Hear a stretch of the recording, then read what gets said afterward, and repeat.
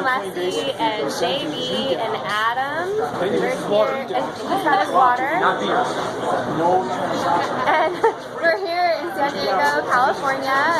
We're at Lofty Coffee, and we're all here. There's a huge group. I'm going to show you the whole group because there's like a ton of people. Look at this little guy here. And Adam. Pound that like button. Yes, hello. Are we live or did you tape it? Oh, awesome. Well, it's an honor to be here in San Diego. Now wait, I'm gonna have to raise my voice because I want everyone to be. I don't want this like sounding really super loud. But hello, everybody! Hello, everyone! This is Adam Meister, Bitcoin Meister, Disrupt Meister. Welcome to the One Bitcoin Show. Welcome to the San Diego Bitcoin Show, baby. This city is rocking. Man, I'm so happy for this turnout. And now people are listening here, they're like, well, what is this Bitcoin thing? So a lot of people here don't even know what Bitcoin. Everyone, get into Bitcoin. It's awesome. Anyway, I'm a Bitcoin guy, and all these people are here to talk about Bitcoin. And hello to everyone in video world. And it's just a great vibe. And that so many people came out in Southern California today. It's a great honor, and it's a great pleasure. And I'll answer any questions. I'll talk for as long as you want me to talk. And so what's the first question? You got some questions, Reegan? It's beautiful to be here. So I'm just getting started. I was wondering if you have any advice for me. I am brand spanking new. Well, if you're brand spanking new, so there's a lot of people who are new out there. Well, there's a site, it's called Coinbase. That is the easiest place to buy Bitcoin at. It's a little controversial sometimes because you don't want to keep your Bitcoin at the Coinbase. But if you've got dollars, which I'm sure a lot of you do, sign up for Coinbase, get your first Bitcoin, but then learn to move it. Learn how to get it off of there as quick as possible and get yourself a storage device. And that's a Trezor. Trezor. Trezor, everyone. That's where you store your Bitcoin, and then it'll be safe. Because when your Bitcoin's at Coinbase, they kind of own it still. Even though you own it, even though you can tell your friends, like, man, I just paid $17,000 for my first Bitcoin, I own one, but if God forbid Coinbase went down, then you really wouldn't have your Bitcoin anymore. Yeah, so they're competitors. I prefer the Trezor, but you can get a Ledger Nano also, people. And there's all sorts of, you can buy it directly from them, or there's a place called CryptoHWWallet.com. He's actually based in Southern California, CryptoHWWallet.com. I'm giving you a plug there. That was nice. Yeah, so Adam, a lot of people tune into your channel. You got the up-to-date information on Bitcoin and what's going on. What are some sites that you recommend to go to also get accurate information? Oh, accurate sites. Well, the World Crypto Network, man. Look them up on YouTube. They've got all sorts of information out there. Tonebase, Jimmy Song. Look up those guys, too. Oh, someone's screaming for Tonebase, man. Yeah, man, Tone's awesome. You look up Andreas Antonopoulos. Now, he's got his own channel. That guy, I mean, he can get in depth, but he can break it down real easy for you too. What other? I can't think of that. Watch my channel. I'm always plugging all sorts of people on there. BTC Benny, he's good for. His real name is BTC Sessions. That's really good for beginners. BTC Sessions. There's something I gotta be careful who I play. You know, and every Friday on my show is This Week in Bitcoin. I bring on all of the best guests in the space, and so like I'm drawing a blank on all their names right now. Like who was on yesterday? Michael Krieger. Who was on Mike? Oh yeah, Krieger. Andy. How can I forget Andy Hoffman? Oh my God. First of all, Andy Hoffman is my man. Is my main man. CryptoGoldCentral.com. Check it. How could I check? You know, there's a rumor that Andy Hoffman's in San Diego right now too. I cannot confirm or deny. He is on vacation now. He's somewhere. Hi. So Adam, I know you're like super big, and I'm super on this whole new money on the way. Oh yeah, buy and hold. A lot of investors that are just launches and their teeth on their mic. So what do you say to those investors who are hard? Like, oh, it's a bubble, it's gonna go down. Like, what do you say to calm those fears? Well, first, I want to say, we're talking about investing now, but one of the questions was, what should I tell beginners?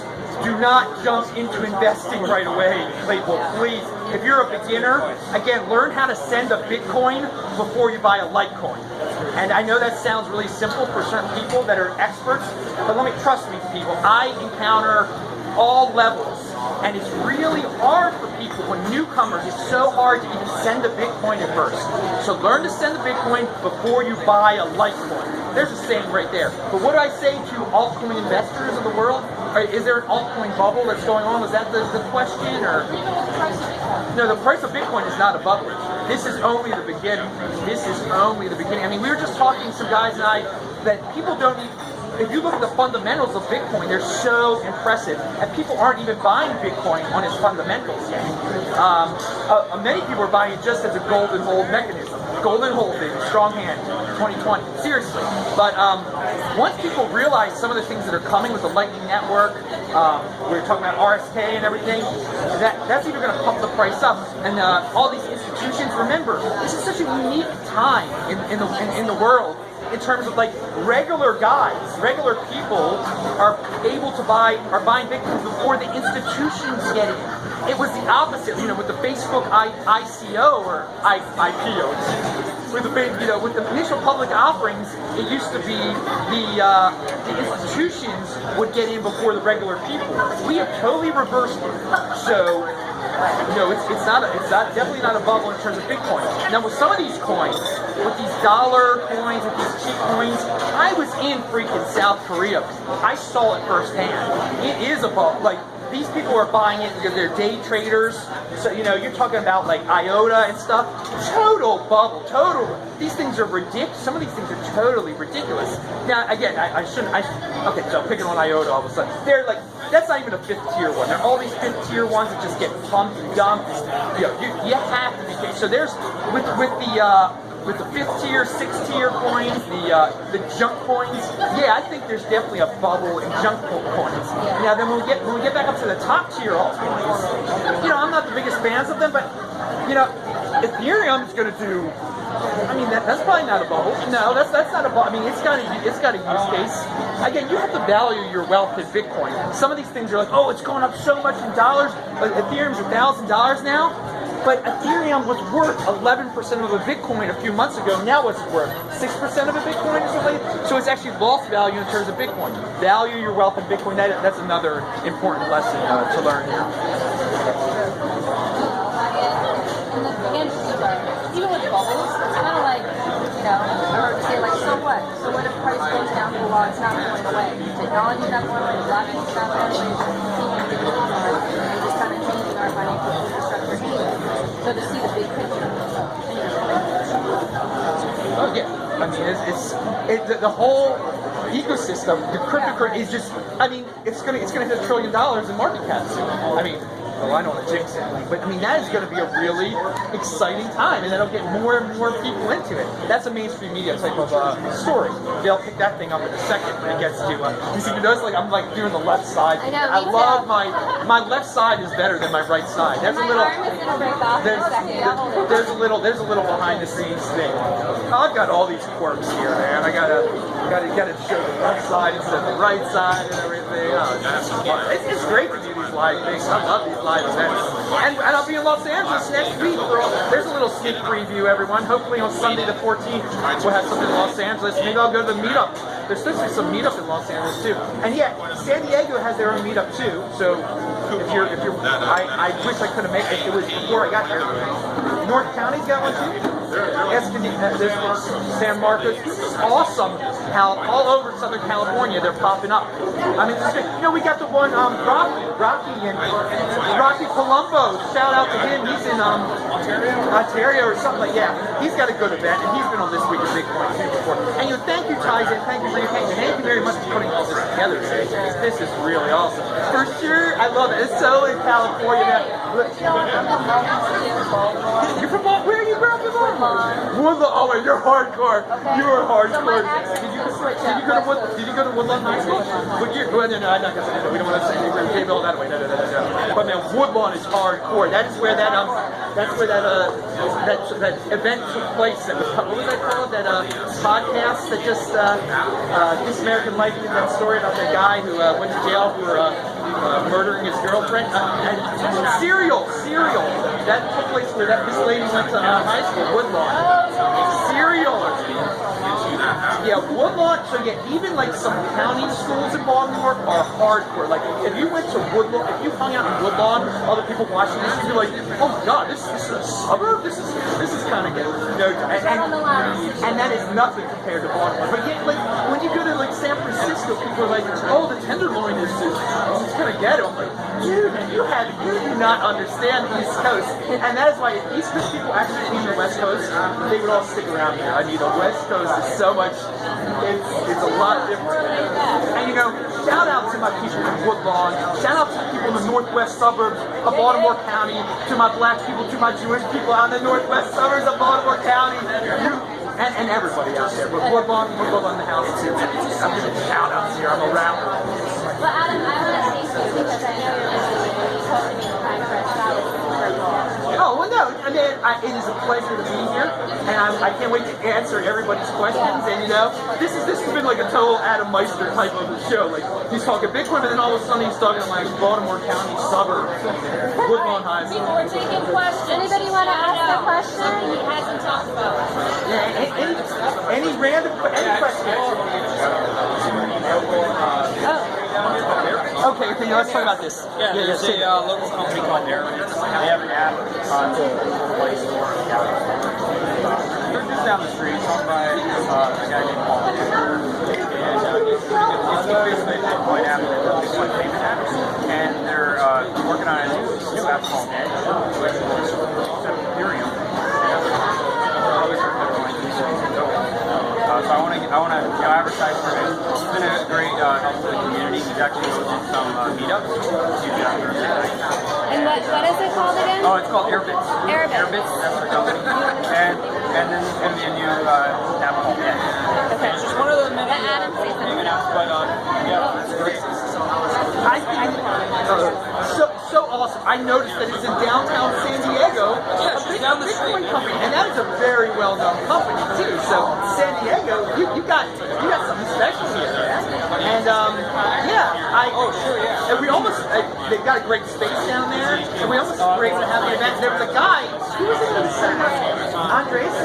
Thank you very much. He's friends with the guys down there, and he knows them, and he talks to them. And he's got a big mailing list. I think maybe some people knew about that mailing list. So thanks for spreading the word.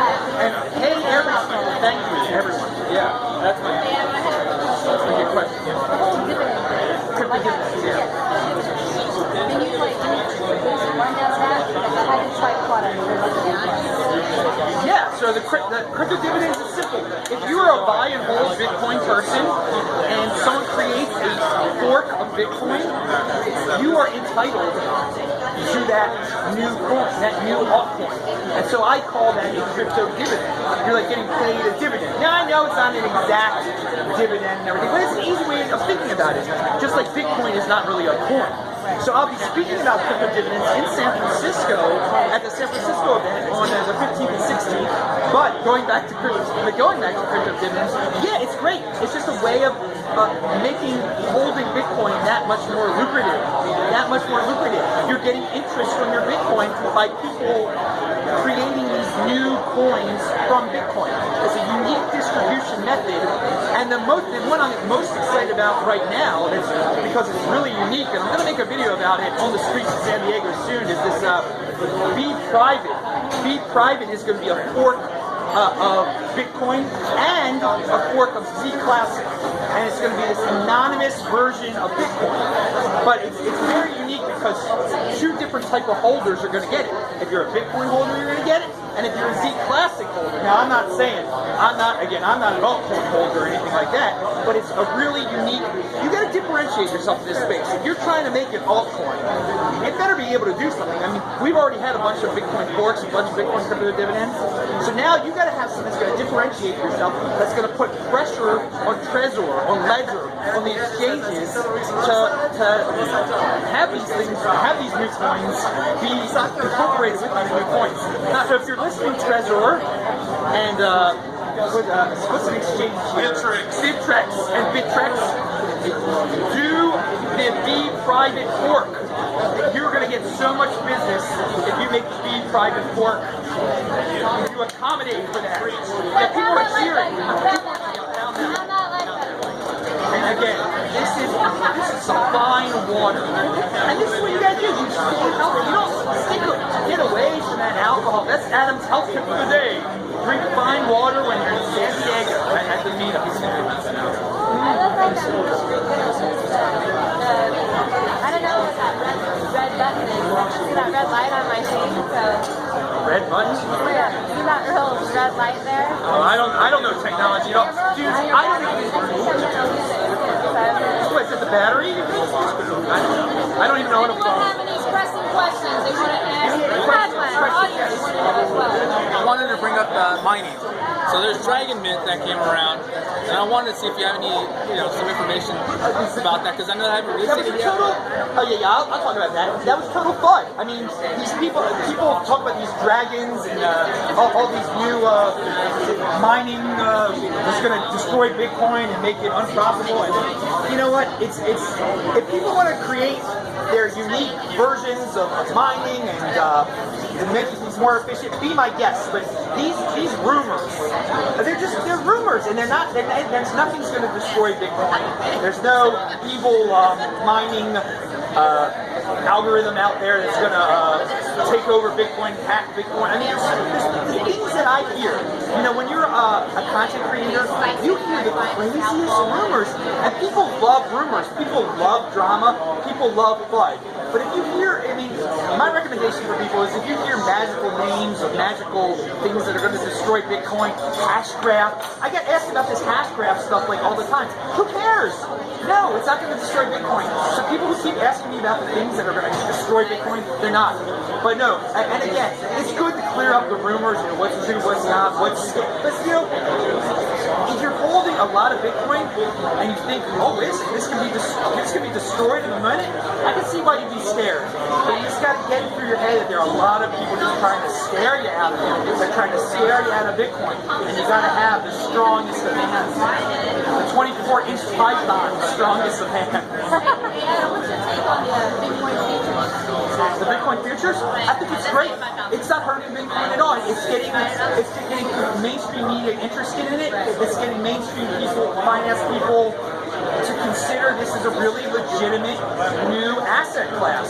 So, hey, I'm not looking for mainstream approval, but when it comes, I'm not going to complain, and it's just a sign of approval by the mainstream. Really, it's great. A question out there. I agree with you on the futures thing. Everybody was like, "Oh, it's a challenge for Bitcoin. It's a challenge." I'm like, "It's not a challenge. It's a status Bitcoin is met to be able to go on the futures market. It's a milestone." But my question for you is, with the speed of transactions and the cost of Bitcoin now, how long do you think it's going to take them to develop and overcome those technical problems? The lightning. Okay, so you're saying that Bitcoin is slow now, or some of the transactions are slow. How fast? When are they going to be able to overcome this?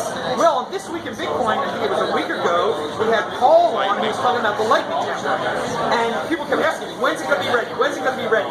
And I can see why people are going to be impatient. I mean, it's our natural. People are impatient. I think I can't make any predictions for Lightning Network, but this is what is going to help speed up the transactions. Okay, that's the solution. The segment also is obviously part of the solution. When is it all going to be running smoothly? I mean, for me, I think if we have to wait a whole another year, it's no big deal to me, but for some people it is a big deal. So I got to tell everyone, this is 2018. It's going to be an awesome year. I mean, I don't like people to get their hopes up. So they think like 2019 for like, think 2019, but if it comes to 2018, then you'll be happy. Then you'll be real happy. Long-term thinking, long-term. Hey, Adam, what about all these people that are trying to set up accounts and that's a great sign. It's a great sign that so many people are trying to get into Bitcoin, and it's unfortunate that you can't sign up for. Well, it's hard to sign up for I don't advise people to sign up for Bittrex, but you can't sign. Apparently, you can't sign up for Bittrex anymore, right? Closed down. They locked it down. But then sometimes Coinbase is hard too. They ask you all these questions. But it means that there'll be more competition. If you can't sign up for these things, that means more competition will come up. Bitflyer from Japan is now in America, so look into that, people. So what do we have? Gemini, Bitflyer, and Coinbase. If you just have dollars that you want to buy Bitcoin with, but we need more. We need a fourth. We need a fifth. We need a sixth competitor, because obviously if they're slowing down, if they're not approving everyone right away, that means they're making a lot of money if they can turn people around. We need more competition. So entrepreneurs of the world, get out there, but regulators of the United States of America, don't be so anal, for God's sakes. Let these people start up their companies. The New York rules that everyone has to, that Lessie guy made up, total BS, man. These rules are here to protect us. They've slowed everything down. If we didn't have all these crazy rules, there would be 10 competitors out there. So, hey, Trump, if you and your people are listening now, let up on the Bitcoin regulation. The United States should be the capital of Bitcoin for the entire world. And right now, I think, again, there's a ton of people in the United States using Bitcoin. In a way, it is the capital, but we want it to be the easiest place in the world, because some country is going to wake up to it one day, and they'll be like, no Bitcoin regulations. All the exchanges will be there, and we will lose out. The United States has a great opportunity, so let up in the regulation. I am not a big fan of the hardcore New York regulation that is making, Coinbase, Bitflyer, and Gemini have a monopoly. It's a shared monopoly. Other questions? Anyone else? We got a lot of people here. Questions? Yeah. Do you want to talk about segregated witness or the Lightning Network on Bitcoin? Because a lot of people are complaining about fees. Yeah, we mentioned it, but again, this is a big thing. It is a talking point that people bring up. Like, they don't like paying $40 for a transaction. But what I can say to people that have problems with paying $40 for a transaction is, do it in the middle of the night. If it's not time sensitive, you can find a time. Some of these wallets automatically take a fee, a miner's fee that's too high. Lower the fee. You can wait. Tony Bays talks about that a lot. But at the same time, have a SegWit address. Move all your Bitcoin to a SegWit address on your Trezor. Well, Trezor does it automatically right now. But make sure that your friend that you're sending the Bitcoin to has a SegWit address too. That's going to save you some stuff then too. And at the end of the day, if you really need to purchase some coffee, tell the coffee person to give them some Litecoin. I mean, if you don't want to buy the fee. Hold your Bitcoin. I mean, that's the thing. I don't know why everybody wants to give up their Bitcoin so easily. I mean, hasn't everyone learned that the $25 purchase they made in April of 2015 is now worth $1,500, $1,700 or something? I mean, that's a horrible feeling. You're gonna feel it again. You're gonna feel it again. So hold that Bitcoin. And again, if you do, again, there are reasons you have to send obviously you need to send your friend money in Turkey. You're gonna need to pay a transaction fee. So do it in the middle of the night then. But Lightning Network and SegWit, it's going to be awesome. It's going to save it. That guy bought at cryptohwwallet.com. He's wearing one of Joseph's shirts. I clicked your affiliate link on your YouTube link and got one of these. Oh, so this guy he checked out Adam Meister's links below all his videos. Shut up. You want to be on? I was going to ask you one more question. So many people are building on the Ethereum network now, and I know you've done interviews with people, and know, a lot of them don't like Ethereum. What is your opinion about Ethereum? I know Richard Hart. He's doing ICO or something. No, Richard Hart, he doesn't really like See, it. yeah, but Richard Hart doesn't like it, but then he does an ICO. Richard Hart doesn't like Ethereum. Yeah. So he could give a technical analysis that will destroy. Everyone loves to see debates and destruction because they live vicariously. Instead of buying Bitcoin, they love to see some debate. What do you think about Ethereum? What do I think about Ethereum? You know, I'm not down on Ethereum like Tone is or like Richard is in a way, I guess. I think it is but it's apples and oranges. I think George Meister put it that way too. You can't compare the two. I think, you know, you can distribute these tokens so easily. I think that's a really unique thing. I'm no expert in smart contracts, but it does stuff that Bitcoin does not do yet. Will RSK enable Bitcoin to do the same things? Yeah, maybe, probably, I don't know.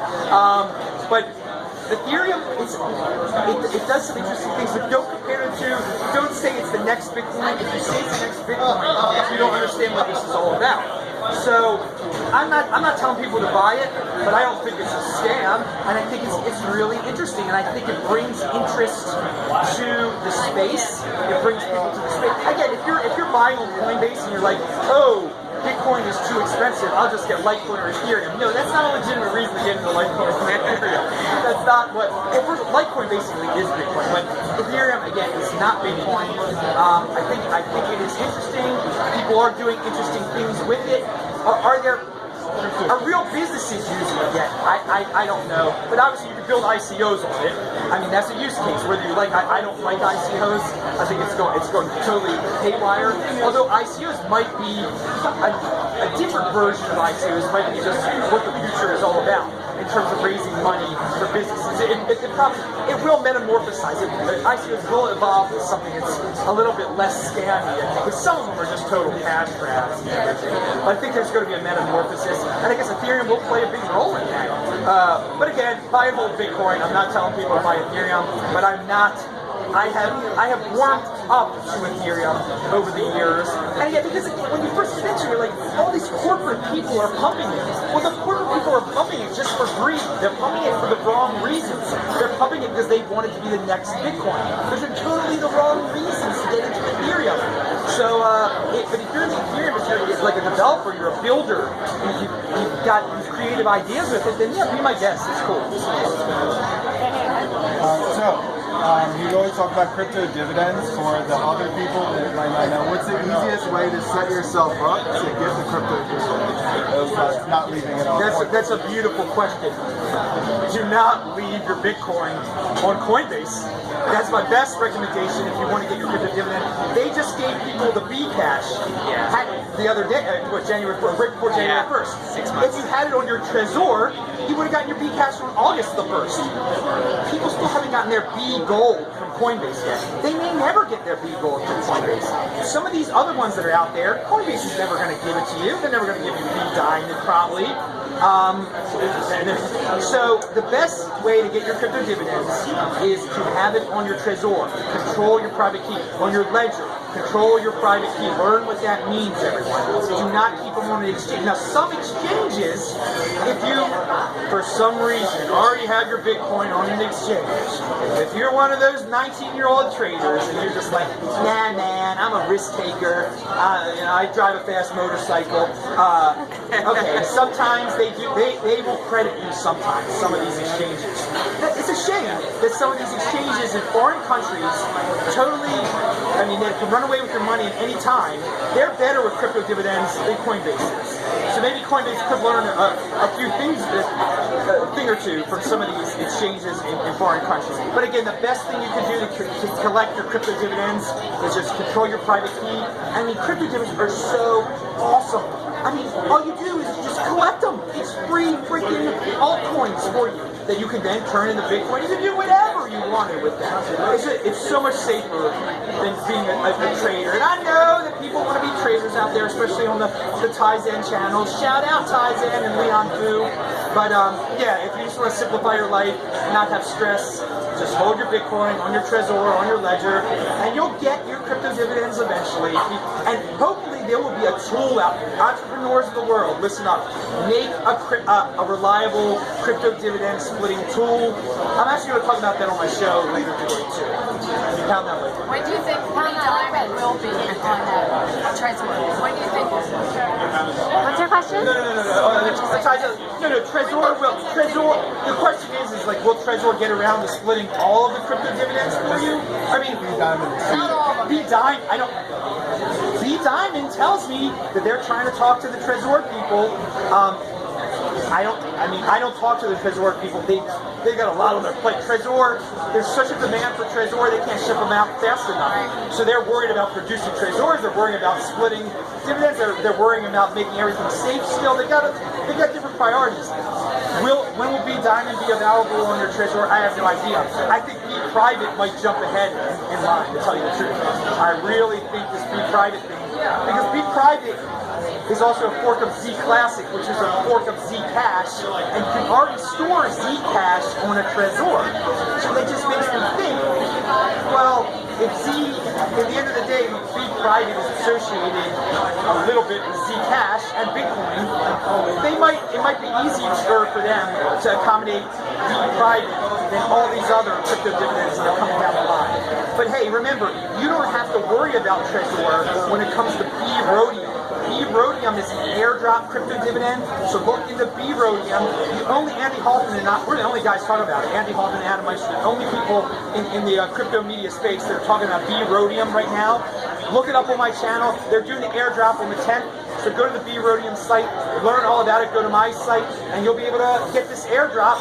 Who knows how much it's going to be worth? Who cares how much it's going to be worth? Because free is free. Don't complain about getting free stuff. I think that it's great, Adam, that you're talking about making sure you get your crypto off of the exchanges. Because we did a poll not too long ago. That most people, they keep their crypto on the exchanges, regardless of everything they're hearing, how dangerous it is. How is that important to you? To not keep it on the exchange?